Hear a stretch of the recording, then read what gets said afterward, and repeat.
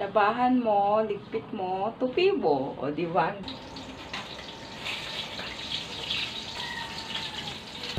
Ang hirap wag.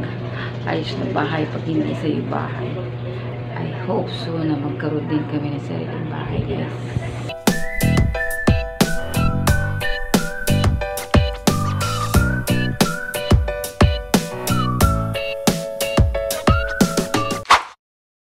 Hi guys!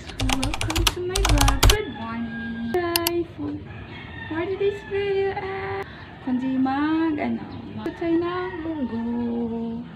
Today is Thursday. Tuesday ata yung Tuesday. Parang gano'n. Tuesday? Tuesday ba ngayon? Parang mga araw ngayon. Naglalaga ako ng munggo, guys. Kasi maagong munggo ko mamaya.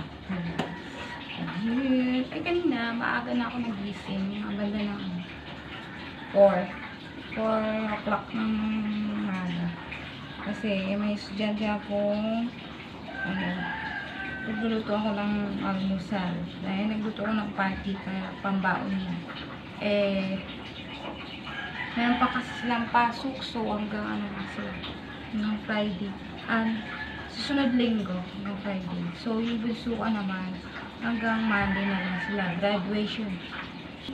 So, sa Monday, wait lang guys, kasi yung 2 week ko muna. So, sa Monday, magtaka kayo kung bakit ang in-upload ko ay wala man tayong sa Monday, wala man na tayong mini serye, ang tawag doon, maglilinis. Ay, ako yung book sa Monday. Graduation ng aking bunso. Yun ang aking agenda sa Monday, guys. Kasi, graduation yung aking bunso, grader. So, mag-graduate na siya next year. So, yun. Natin gaano gawin, guys, kundi magtutupi. Magtutupi ng mga damit. At saka konting ligpit-ligpit. Kasi, pag sa umaga, ito talaga ang mangyayari sa akin. Charan! Labahan mo, ligpit mo, tupi mo. O, di ba? Ang ganda, no? Ang ganda, no? Laba mo, tupi mo, ligpit mo. Ayun, ang pinakamahirap. Diba? So, ayun. Anong oras na? Time check ay... magsa 7 na. Sa 7. Kaya, ayun. 7. Nantay ko itong makulo. Lumalambot yung aking munggo. Dahil luluto ko na ang tanghalian namin. Diretso na. Ang ulam namin, almusal, munggo, tanghali, munggo. Tapos, pagdating sa gabi, munggo ulit. So, isang lutuan na lang siya, guys. Para tipid ba? You know. Para tipid ba? Diretso na siya, diba? Para at least, isang lutuan, isang gastusan lang. Sa mahal pa naman ang bilihin. Ewan ko na lang. Kung magkasya yung budget mo. Kaya, para na lang tayo, mga mamshi, budget ng aming lulutuin, ulamin, maghapon. So, yeah. At saka, sasoban ko na lang siya ng isang pirasong isda na tilapia. Hindi naman sila mahilig sa isda. Lalo na yung bunso ko, hindi yung mahilig sa isda. Kahit pagluto ko ng isda dyan, hindi niya kakainin. Pero pag prito lang siya ng isda, ayun, kakainin niya. Pero pag sabaw-sabaw, pag hindi niya kinakain, sa pilitan pa. Kaya yun. Ay, habang nag-aantay ako sa pagpakulo ng aking munggo, ako na magwawalis at mag-map. Kasi kahapon, ako yung map. Map. Ang tawag dun, nagwalis, naglinis. May dumadaan ng airplane, guys. Padaanin muna natin. Yan. Nakadaan na yung aeroplano, guys. Kaya, yun. Madilim. Nakadaan na yung aeroplano. Kaya, pag dumaan yung aeroplano, hinto ko yung video. Kasi, once na nag-upload ako, agoy dahil na-copyright ako. Puto ulit ko gagawin. Tapos, ang hirap pa naman, pupunta pa ako dun sa internet para ayusin ko yung video kung saan na-copyright. Nakakaloka, girl, pag may copyright. Tapos, ang hirap pa naman siya kung saan naka-copyright, dun may kakat. Tapos papalitan mo ng tayo siya ng music. Minsan nga, mute ko na lang yung part ng kung saan na copyright. Mute ko pa naman. Eh, wala. Yung time gagawa na copyright. Kaya, pag once nagagawa ko ng vlog ko, nihinto ko pag dumadaan ng aeroplano. Nakakaloka pa naman minsan. Minsan pag nag-video ko, gagawa ko. Tapos sunod, dadaan ng aeroplano. Nakakaloka. Traffic sa traffic din sa taas. Traffic sa taas din. Akala mo dito lang sa kalsada. Traffic din sa taas. Kadadaan lang ng aeroplano. Malapit kasi dito airport. Kaya ayun. Maglilinis mo na guys. Babalikan ko kayo mamaya. Magwawalis ako at magmamap kasi. Hindi na ako nakapag-map. Vacuum ako na tsaka walis. Kaya yun.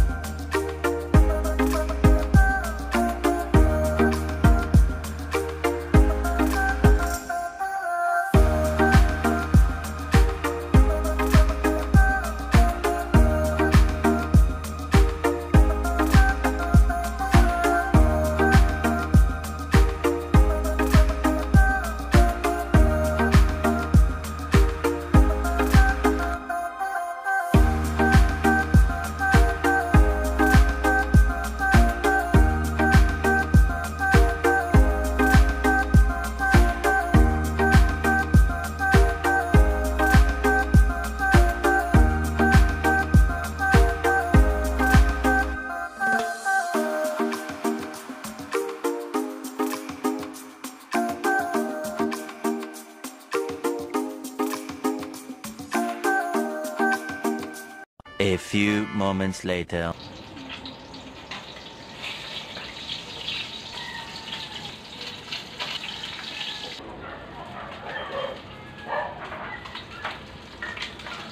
Magluluto na pala tayo guys ng munggo. Kaya eto, magisa lang ako ng bawang at saka sibuyas, kamatis at igigisa ko rin tong aking kalabasa. Sa munggo kasi naglalagay ako ng kalabasa at saka alagbati guys. Kasi ang alagbati mabango kasi siya sa munggo ilalagay. Kaya mas bet ko yung alagbati ilalagay sa munggo kaysa ampalaya. Yung dahon ng ampalaya, kasi pag dahon ng ampalaya ilalagay ko guys, hindi kasi siya nakakain. Mas maganda pag alagbati nakakain ng mga bata.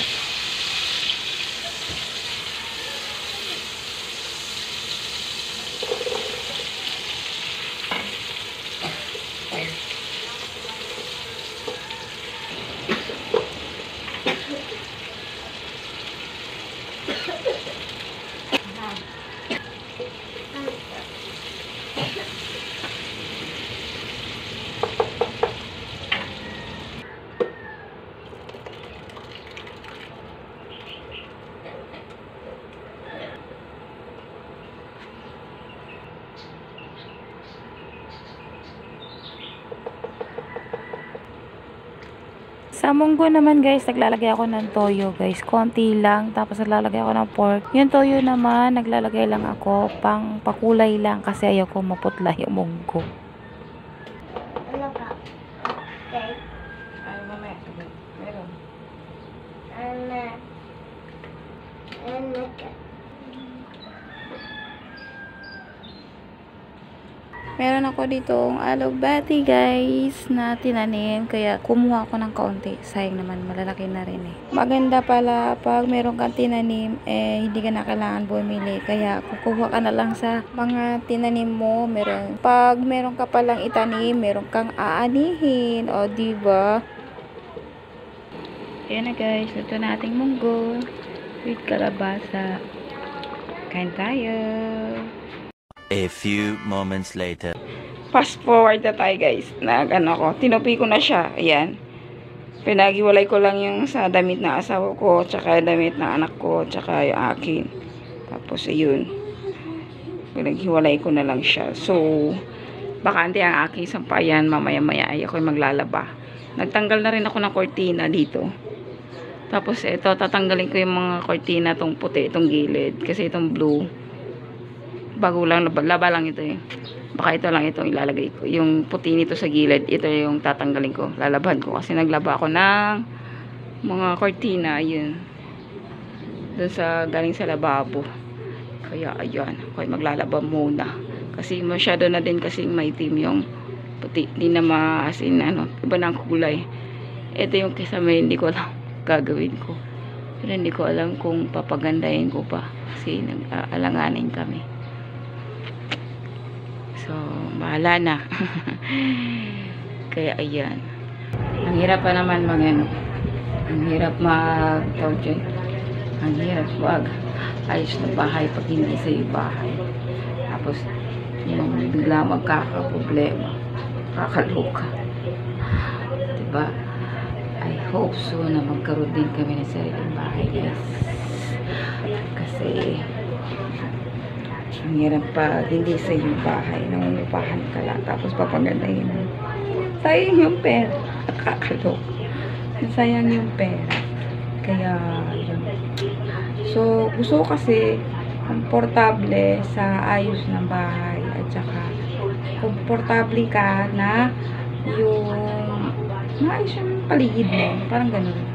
Para at least naman, hindi nakakairita tingnan sa mata. Iyoko pa naman ng gano'n, yung pakalat-kalat. Tapos, yung hindi maayos yung paligid mo. Ayoko pa naman ng gano'n. Natatamad ako pag gano'n. Yung klaseng hindi maayos yung paligid mo. Yung ayos ng bahay mo. Nakakatamad. Natatamad ako pag gano'n yung paligid ko na hindi maayos. Tapos, marami ako makikita na yung mga, tawag dun, yung kalat sa paligid. Iyak ko pa naman ng ganun guys. Tatatamad ako. Maghapon ako nahiga. Nakakaloka. Kaya yun. Hindi ko alam kung paano ko gagawin yung kisame na yan. Dahil papangitan ako. Parang madumi siya tingnan. Para siya ganun. Pero ito yung pinag-pray ko sa sarili ko. Hindi naman sa sarili ko. Pati sa kami mag-aasawa na magkaroon kami ng sariling bahay. Dahil mahirap mangungupahan. Sa totoo lang, napakahirap mangungupahan. Lalo na minsan, lalo na pag hindi kayo magkasundo ng may-ari ng bahay. Mahirap siya guys. So, I hope so na makapag-ipon kami, na makabili kami ng sariling bahay. Kaya nagsipag ako guys para sa mga mga trabaho, para at least naman meron kaming sariling bahay. Napakahirap guys pag wala ka sariling bahay. Napakahirap din mangungupahan. Napakahirap sa totoo lang kasi 3 beses na kami palipat-lipat ng bahay. So, Yun yung pinag-pray ko kay Lord na magkaroon kami ng sariling bahay. Ano ba yun? Nagdadrama pa tayo dito sa nagdadrama tayo dito sa ating ginagawa, no? Pero hindi naman ako nagdadrama, guys. Gusto ko lang talaga ng sariling bahay namin kasi may tatawag ko na akin talaga at pwede kong paggandahin ng bongga-bongga. Pero pasamantala, yun lang magagawa ko, yung mga wallpaper. Pero pag bongga talagang maayos, talagang gagastusan ko talaga. Pero pag ganito lang, nangungupahan ka, huwag mo na masyadong bonggang-bonggang pag gastusin. Kasi nangungupahan lang tayo, diba? Aminin yung mga mami, kayo nangungupahan. Mahirap talaga. Lalo't na palipat-lipat tayo ng bahay. Napakahirap, guys. Kaya, soon, meron kami sarili bahay. Yun, pinagpipray ko kay Lord, guys. So, yun. Ako yung magliligpit muna ng aking mga 2 PM dahil ilalagay ko na dito sa mga kanya-kanyang mga gamit nila. So, yan, guys.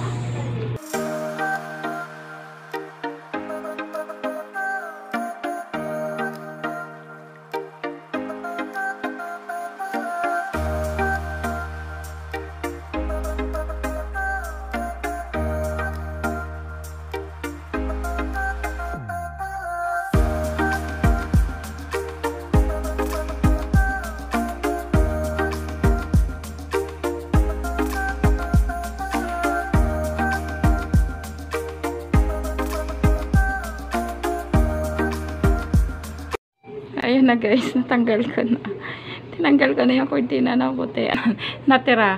Yan lang yung natira, guys, na kortina. Ganyan ko na lang siya. Pero nakapaglaban ako. Mano-mano nga siya paglalaba, guys. Kasi wala, sira talaga yung washing ko, guys. Kaya yun, kinamay ko na lang siya. Ayun. Tsaka yun na doon. Kaya yun. Ito naman, hindi ko alam kung pag natuyo to, hindi ko alam kung babalik ko pa siya. Pero tatanggalin ko kasi yung blue. Titingnan ko pa yan kung paano gagawin ko pas bumagay pa siya tingnan ang kulay niya pag ma-match. Pag-isipan ko pa mamaya kung paano gagawin. Kaya sa ngayon, time check alas 12. Tayo mga nanghalian muna tayo, guys. A few moments later. Ayan na, guys. Ayun lang, guys. Ginanyan ko na lang yung kortina. Kaya ayun. Ginanyan ko na lang yung kortina siya. Para siya ganyan style. Ganyan na lang siya. Ganyan. Para at least naman maiba. Ginanyan ko na lang siya. Tapos ayun. Kaya ayan. Ang kaibahan lang dito iba. Iba lang dito. Itong ano na to dito sa balat na sa gilid. Hindi siya napantay. Tabi yung bahay pagkagawa. Hindi perfect. Ayan, nangyari. Ayan lang siya. Tapos, iba, yung lamesa, ibahin ko na lang siya pesos. Tapos, maglalagyan na lang ako ng carpet. Kaya, ayan. Ayan na, guys. Tapos na aking gagawin. Kaya, ayan. Naglagay na lang ako ng carpet. Tapos, ayan. Ayan ang mangyari. Ayun.